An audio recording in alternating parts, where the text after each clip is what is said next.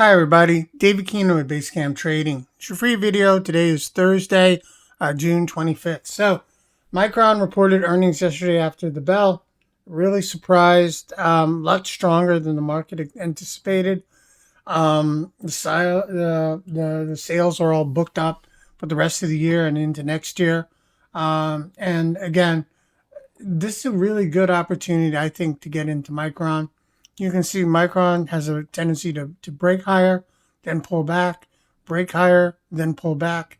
This move higher here, I think, has the capacity to continue to let Micron push to the upside. Now, the market did sell off a little bit today. The broad market, right now, the S&P 500 is relatively flat.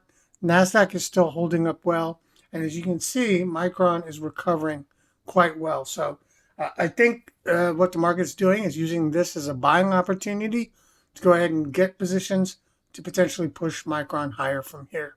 So what I'll be looking for in the next couple of days is continued higher highs, and a break of the previous day's high is a great opportunity to go ahead and go long.